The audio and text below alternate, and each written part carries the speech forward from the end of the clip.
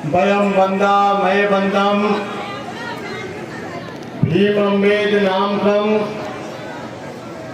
मध्य में शरणं बुद्धो में शरणं वरं एतेन सत्यवचेन होतु तेज मंगलम। आज के इस कार्यक्रम के आयोजक संयोजक अध्यक्ष जी, मंच पर विराजमान सम्मानित गण, माता और बहनों, 8 अक्टूबर 2024 को मेरे संन्यास के 50 वर्ष पूरे हुए। इन 50 वर्षों में पूरे देश, पूरी दुनिया में जाने का मौका मिला, लेकिन बिजनौर की इस पावन धरती पर, धामपुर आलमनगर की इस पवित्र धरा पर मैं अपने 50 वर्षों में पहली बार यहां आया हूं। मैं कभी सहारनपुर, बिजनौर इस क्षेत्र में कभी नहीं आया, क्योंकि देश के विभिन्न क्षेत्रों में जाने के कारण, लेकिन यहां पर मन प्रश्न हो गया कि ऐसी जगह पर जिन लोगों ने मेहनत करके इतना सुंदर प्रोग्राम बनाया, इससे बहुत मन प्रसन्न हो गया।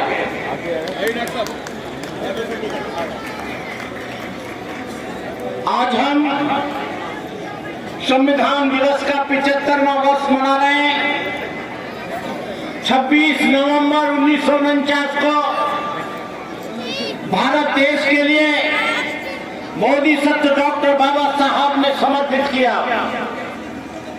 बाबा साहब डॉक्टर अम्बेडकर एक व्यक्ति नहीं थे, एक आंदोलन थे।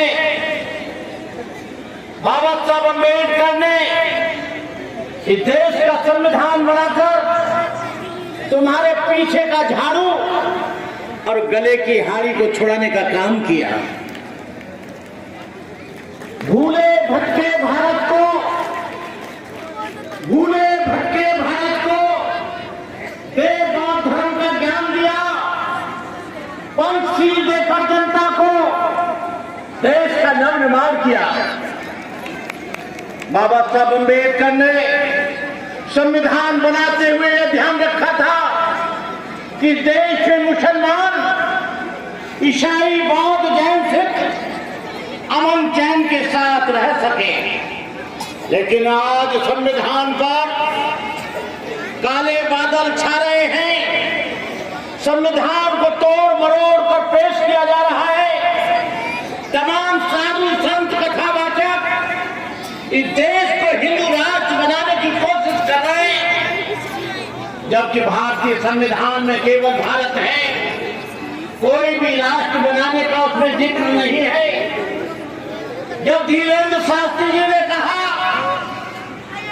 हम हिंदू राष्ट्र की सिफारिश करते हैं कि भारत हिंदू राष्ट्र बनना चाहिए, हमने धीरेन्द्र शास्त्री से, तमाम साधु संतों से कहा ये देश किसी की बपौती जागीरदारी नहीं है, ये देश किसी का व्यक्तिगत घर नहीं है, ये देश किसी व्यक्तिगत किसी के बाप की जमीन नहीं है, ये देश मुसलमानों का है, ये देश ईसाइयों का है, ये देश आदिवासियों का है, ये देश ईसाइयों का है, ये देश बौद्धों का है, ये देश सिखों का है।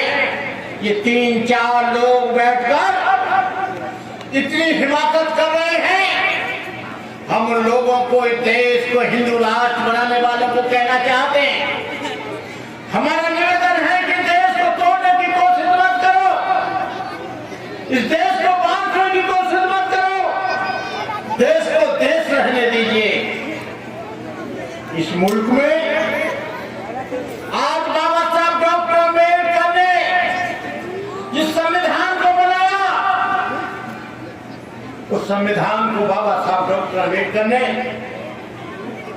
जवाहरलाल नेहरू, राजेंद्र प्रसाद के हाथ में देते हुए कहा था, ये संविधान का वो मसौदा है, यहां पर आज से विषमता खत्म होती है, छुआछूत को खत्म किया जा रहा है, मजहबवाद सांप्रदायिकवाद का इसमें कोई जगह नहीं है। लेकिन आज कुछ चंद लोगों को यहां पर टारगेट बनाया जा रहा है, यहां पर लोगों के ऊपर जुल्म किया जा रहा है।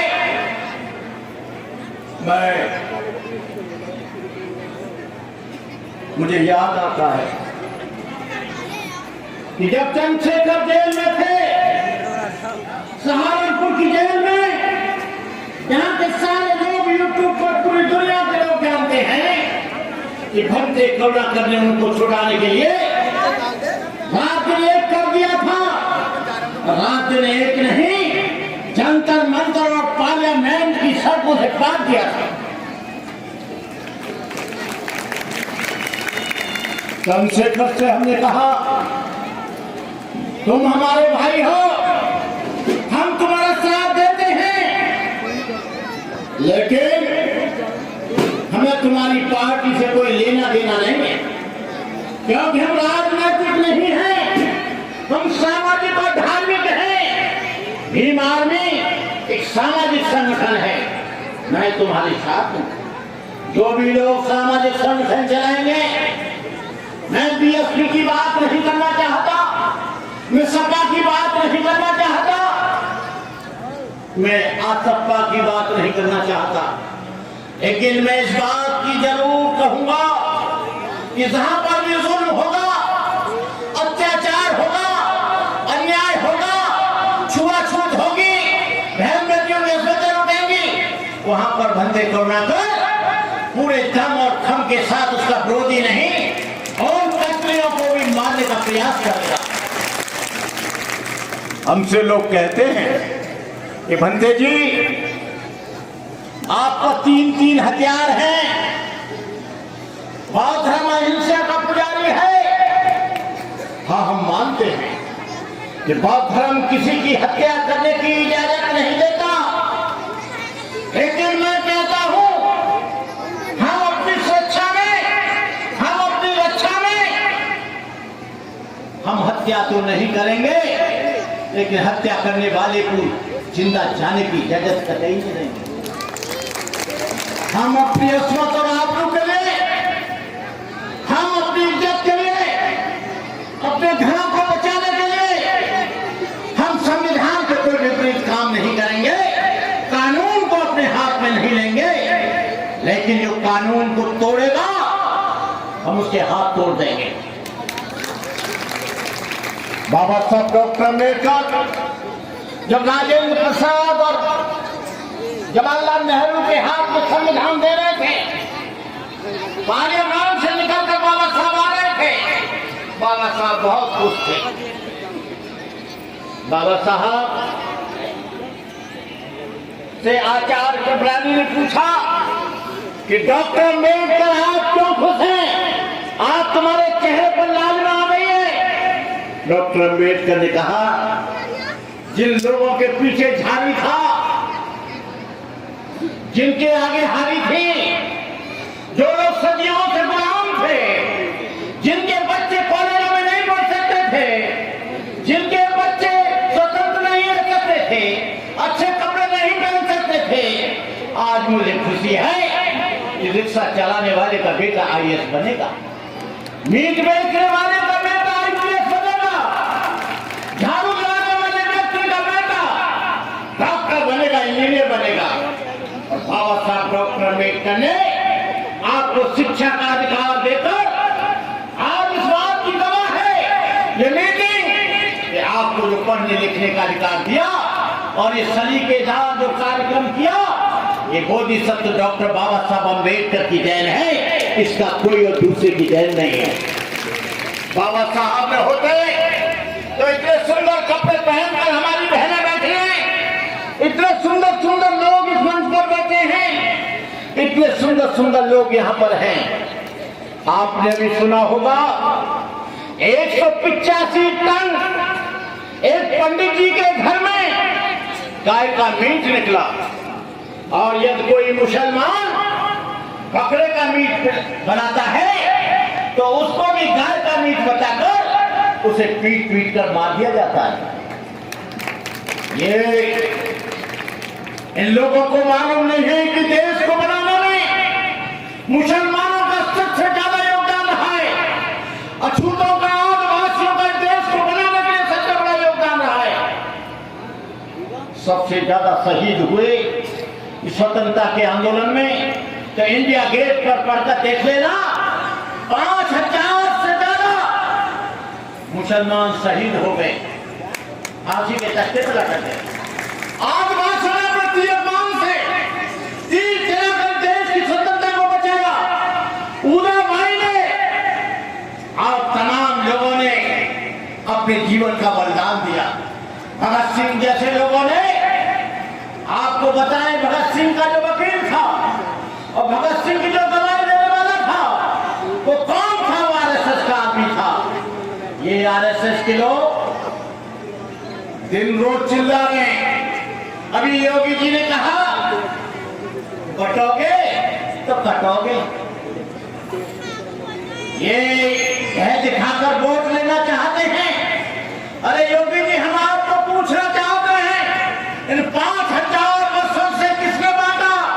वो तुमने बांटा, ब्राह्मणों ने बांटा, क्षत्रियों ने बांटा, ऐसे ने बांटा। ये किसने बांटा? जो 6743 जातियों में इस समाज को बांटने का काम किसने किया? जो इस देश के लोग थे, जो इस देश को बनाते थे, उनको छुआछूत की चक्की में किसने पीसा? आप देश को उठाकर देख लेना। यदि सबसे ज्यादा बलात्कार, सबसे ज्यादा जुल्म हुआ है तो किसी मुसलमान ने नहीं किया है, किसी ईसाई ने नहीं किया है, किसी सिख ने नहीं किया है, उन्हीं लोगों ने किया है जिनको तुम हिंदुओं का अंग मानते हो। केवल पिटने के लिए हिंदू बने रहे, वोट देने के लिए हिंदू बने रहे। जब इनकी बहन बेटियों के साथ जुल्म अत्याचार हो तब चुप चुप बैठते हो। मैं कहना चाहता हूं आप लोगों से कि आप लोग गुलामी की दास्ता की बेड़ियों से अलग होना चाहते हो। बहनों, मैं तुमसे कहना चाहूंगा कि तुम अपने बच्चों को पढ़ाना, और भूल कर भी किसी मंदिर में मत जाना। मंदिर में जाओगे तुम गुलाम हो जाओगे। तुम शिक्षा संस्थान में जाना। जब किसी की पिटाई होती है, जुल्म होता है, अत्याचार होता है, बलात्कार होता है, उसको मारा और काटा जाता है, तो तुम्हारी मुक्ति का आंदोलन मंदिर में नहीं है। तुम मंदिर में एफआईआर कराने के लिए नहीं जाते, तुम एफआईआर कराने के लिए तुम थाने में जाते हो। और थाने में जो कानून चलता है वो मेरे बोधिसत्व डॉक्टर बाबा साहब अम्बेडकर का चलता है। आप लोग, आपके दो दुश्मन हैं, एक तो शिक्षा, एक अंधविश्वास। किसी देवी का धोख दे दो, बच्चा पास हो जाएगा। कहीं गंगा में स्नान कर लो, बच्चा हो जाएगा। सरस्वती की पूजा कर लो, विद्या मिल जाएगी। हनुमान की पूजा कर लो, शक्ति मिल जाएगी। कभी भी भूल कर अपने घर में ज्योतिषी मत बुला लेना, झाड़ फूंक वाला मत बुला लेना, गंदा ताबीज वाला मत बुला लेना। तुम्हारा जीवन का सार तुम्हारे कर्म में है। जो व्यक्ति दारू पीते हैं, चोरी करते हैं, झूठे काम करते हैं, फिर मंदिर में जाते हैं, तुम्हारा मंदिर में कुछ नहीं कर सकेगा। ये मंदिर किसने बनाया? मंदिर तुमने बनाया। मूर्ति किसने बनाई? तुमने बनाई। मूर्ति को कपड़े किसने पहनाए? तुमने पहनाए। उसमें अगरबत्ती कौन जलाता है? तुम जलाते हो। उसमें दीपक कौन जलाता है? तुम जलाते हो। जो भगवान अपने आप अपने कपड़े नहीं पहन सकता, जो भगवान अपनी दीपक नहीं जला सकता, जो भगवान अपने आप कुछ नहीं कर सकता, वो तुम्हारा क्या भला करेगा? तुम्हारा भला तुम्हारा कर्म करेगा, तुम्हारा भला तुम्हारी शिक्षा करेगी, तुम्हारा भला तुम्हारा ईमानदारी तुम्हारा भला करेगी। लेकिन इन बेईमान लोगों ने ऐसे कानून और ऐसी विचारधारा बना दी, तुम सरस्वती की पूजा कर लेना, तुमको विद्या मिल जाएगी। विदेशों में सरस्वती की पूजा नहीं होती, वहां पर 99% लोग शिक्षित हैं, और 4 करोड़ वाले देश से राफेल मांग रहे फ्रांस से, वो राफेल दे नहीं रहा है, 2-4 उनको गले खड़े दे देता है। रूस जिसकी संख्या 16 करोड़ है, उससे टैंक मांगते हैं। अरे तुम्हारा 140 करोड़ का देश है, क्यों मांगते हो? सारे बनाने वाले देवी देवता तो तुम्हारे भारत में पैदा हुए, सारे भगवान यहाँ पैदा हुए। कोई भी फ्रांस में आप जाओगे, वहां पर कहीं जातिवाद नहीं मिलेगा, कोई बड़ व्यवस्था नहीं मिलेगी, कोई हनुमान नहीं मिलेगा, कोई शिव जी नहीं मिलेगा, कोई भगवान नहीं मिलेगा, कोई ईश्वर नहीं मिलेगा। ये सारे के सारे खेल के भारत में दे दिए। ये तुम लोग, दीपावली आती है, मैं विश्वास के ऊपर बात कर रहा हूं। दीपावली आती है, इंजीनियर हो, डॉक्टर हो, रिक्शा पोलर हो, पक्के मकान में रहने वाला हो, कार में चलने वाला हो, वो मिट्टी के गणपति और एक लक्ष्मी ले आएगा। धनतेरस के दिन झाड़ू नहीं लगाएगा, कहेगा नहीं लक्ष्मी जी चली जाएंगे, और वो दरवाजा खोल के बैठा है, लक्ष्मी के सामने अगरबत्ती मोमबत्ती जला रहा है, सोच रहा टाटा बिरला डालमिया अडानी अंबानी की सब संपत्ति घर में घुस जाएगी। ऐसा कभी होने वाला नहीं। जो लोग कावड़ लाते हैं, और कावड़ कौन लाते हैं? कोई ब्राह्मण नहीं लाता, कोई क्षत्रिय का बेटा नहीं लाता, कोई ईसाई का बेटा नहीं लाता। मैंने एक सर्वे किया, एक गांव में गया, मैंने शेड्यूल कास्ट के 10 घर और 10 घर जो है मैंने बैकवर्ड के और 10 घर ओबीसी के छाटे। मैंने कहा तुम्हारा बेटा कहाँ गया है? बोले कावड़ लेने गया है। दूसरे बस्ती में पूछा कहाँ गया? कावड़ लेने गया है। और मैंने ब्राह्मण से पूछा तेरा बेटा कहाँ गया है? कि यूपीएससी की आईएएस बनने की तैयारी कर रहा है। ठाकुर से पूछा तेरा बेटा कहाँ गया है? बोले वो मिलिट्री में लेफ्टिनेंट कर्नल बनने की तैयारी कर रहा है। बनिया से पूछा तेरा बच्चा? बोले वो वाणिज्य में अधिकारी बनने की कोशिश कर रहा है। ये सबसे ज्यादा जीते जी अपने माँ बाप की सेवा नहीं करते, जीते जी खाना नहीं देते, मरने के बाद 100 मन के पुआ करते हैं, पूरी कचौड़ी करते हैं, रिश्तेदारों को बुलाते हैं।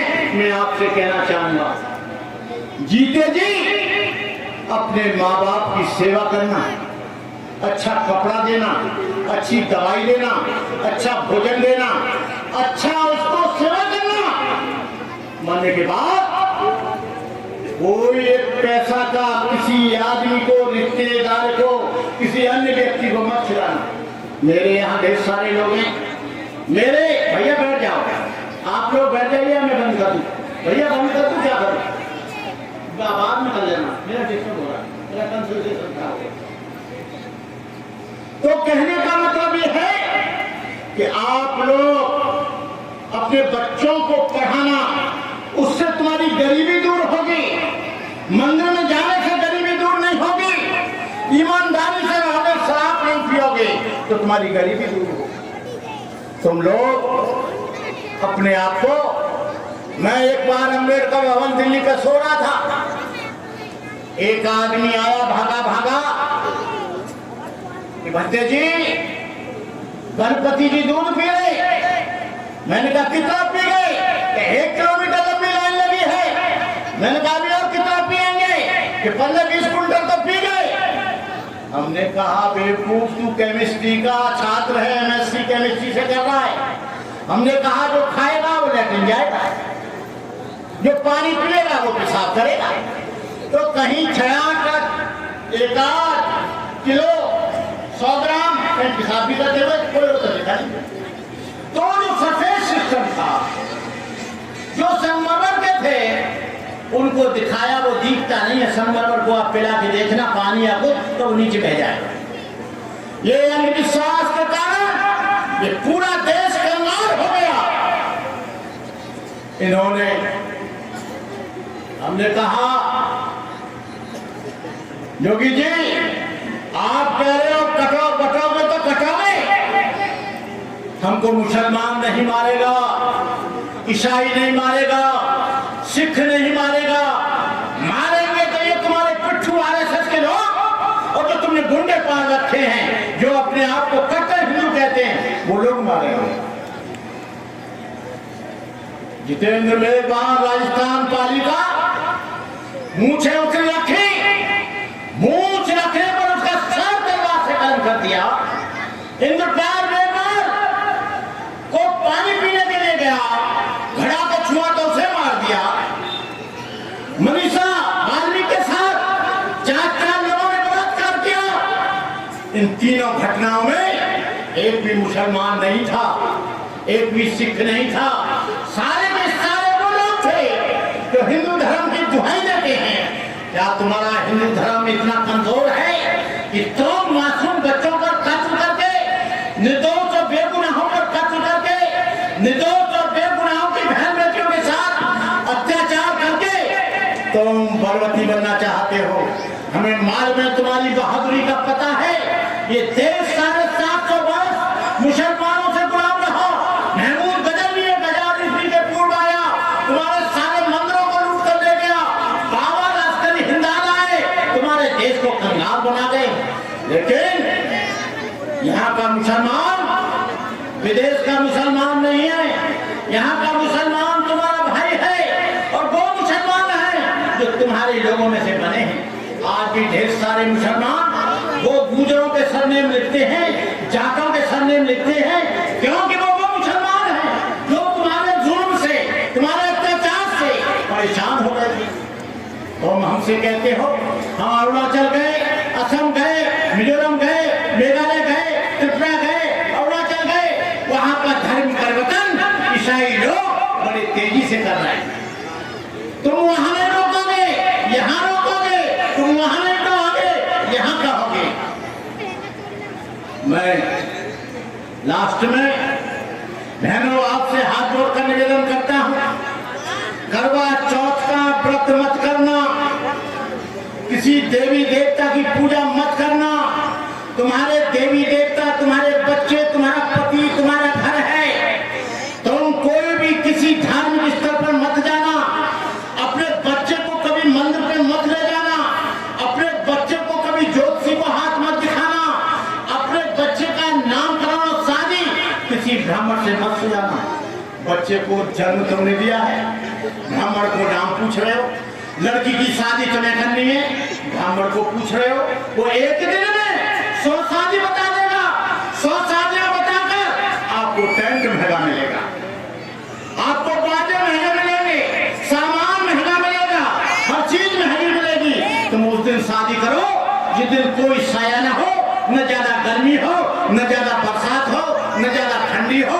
दोनों पक्ष बैठकर आपस में समझौता कर लो और ज्यादा लंबी चौड़ी बारात लाने की जरूरत नहीं है। 10 लोग उधर से आ जाओ, 10 लोग इधर से आ जाओ, आपका काम अच्छा हो जाएगा। और जो शादी में पैसा खर्च करना चाहते हो, लड़का या लड़की वाला, लड़की के नाम एफडी करा दो, लड़का के नाम करा दो।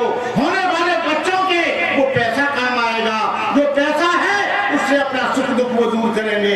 लेकिन होता क्या है, 5 लाख का आपने मॉल करा दिया, 5 लाख की बिजली लगा दी, 5 लाख का खाना कर दिया। अरे क्यों ऐसा कर रहे हो? शादी तो तब भी हो जाएगी। क्या विदेशों में ऐसा नहीं होता? क्या वहां बच्चे पैदा नहीं होते? क्या वहां शादी नहीं होती? मेरे माँ बाप मरे, मेरे रिश्तेदार, मेरे चाचा, मेरे ताऊ, मेरे फूफा, नहीं भाई, तुम 5 क्लास में भाई हो और तुम्हारे नाती पोते भी 8 ऑफिसर हैं। तुमको कम से कम 50 काम तो करने पड़ेंगे। हमने भाई हम तो नहीं करेंगे, तो बोले हम गांव से छेक देंगे। मैं गया थाने सीधा गाड़ी उठा के, मैंने कहा मेरा बाप मर गया है और ये दावत मांग रहे। बोले चलो, FIR हुई, 2 गाड़ी पुलिस की आई। उन्होंने कहा कौन कौन दावत मांग रहा है? मैं ये बुढ़ा मांग रहा है, मेरा फूफा, और दूसरा में ये मेरा ताऊ है, ये मांग रहा है, तीसरा ये चाचा है, चौथा ये मामा है। वो चल थाने। मेरा बाप मर गया और दावत मांग रहे, मैं गम में बैठा हूँ, तुझे पढ़ाया लिखाया। और थाने में कह रहे हम नहीं कह रहे, नहीं छेको ना, बोले हम नहीं छेकेंगे। उनसे लिखित में सारी चीजें ली गई। आज तक बंदा न कोई दावत मांग रहा है न कोई कुछ मांग रहा है। लेकिन मैंने 2012 में 25 साइकिलें उन बच्चों को दी जो 10 किलोमीटर पढ़ने जाते थे। उनको घड़ियां दी, उनको मैंने कलम दी, पेंसिल दी। और आज उन 25 बच्चों में 10 बच्चे ऑफिसर बन गए। तो मेरा काम, मेरे पिता की श्रद्धांजलि ये हो गई। मैं कहना चाहता हूं, आप लोग कान में सोने का कंगन मत पहनना, गले में सोने की जंजीर मत पहनना, ज्यादा अच्छे मकान में मत रहना, लेकिन अपने बच्चों को पढ़ा लिखा देना। कान का झुमका बिक जाए, गले का मंगलसूत्र बिक जाए, तुम्हारा बेटा जब IAS होगा, इंजीनियर होगा, तो 100 तुमको मंगलसूत्र बनाकर दे देगा। आप लोग इस तरह का काम करना। मैं आप लोगों से कहना चाहता हूं, ये बहनें, ये सारे जितने भी त्योहार हैं, सब लालच और लोभ के त्योहार आ रहे हैं। न बहन को भाई से प्यार, न पत्नी को पति से प्यार। मेरे यहाँ करवा चौथ का व्रत गुप्ता जी करते हैं, उनकी पत्नी करवा चौथ का व्रत हुआ, शाम हो गई, सूर्य को, चंद्रमा को देखने लगे चलने में, और चलने में देख के कहने लगी, मैंने तेरे लिए व्रत किया है, साड़ी क्यों नहीं लाया, कान के कुंडल क्यों नहीं लाया, हाथ की जो है चूड़ियां क्यों नहीं लाया। अब वो कह रहा है भाई तनख्वाह लेने लिए कहां से लाया। तो दोनों पत्नी में मारपीट होने लगी। मैं गया, क्या हुआ? मैंने कहा बहन जी ठीक तो कह रहा है कि ये जब तनख्वाह नहीं मिली है और बच्चों की फीस में रुपया चला गया, क्या तुमने इसलिए किया है? दीर्घायु पत्नी पेंशन पति को देगी तो 6 साल के बजाय वो 6 दिन में मर जाएगा, 6 दिन में मर जाएगा। जब लड़ेगी तो 6 दिन में खत्म हो जाएगा। लेकिन है क्या है, हमारी बहन ताऊ की लड़की, हम 16 भाई चाचा ताऊ के, बोली भैया दूध खिलाऊंगी। ये बात है कम से कम 40-50 साल पहले की। बहन हमारी 250-300 का 400 का सामान लाई। हम 16 भाई, तो गांव में तो पैसा होता नहीं है, तो हम सब लोगों को भैया तिलक करके भैया दूध खिला दी। और हमने 4 आना 8 पैसे दी, रुपये आए उसमें 8.5, घाटा पड़ गया।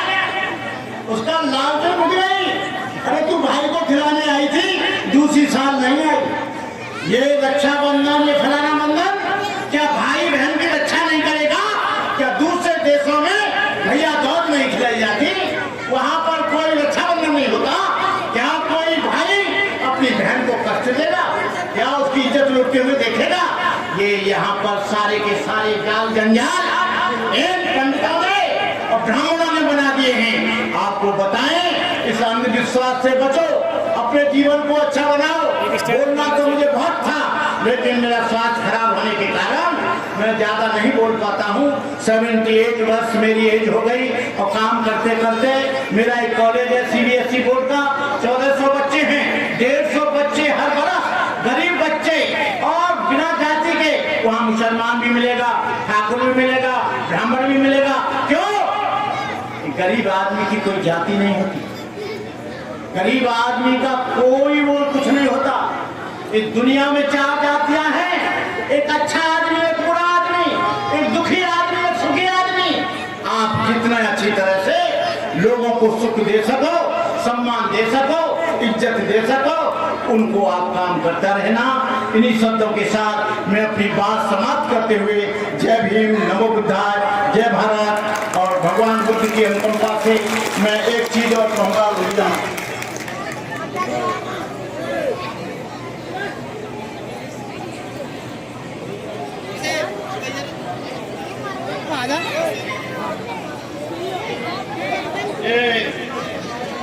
सब लोग ये क्या है, खड़े हो जाए आप लोग, सब लोग खड़े हो जाइए। हम संविधान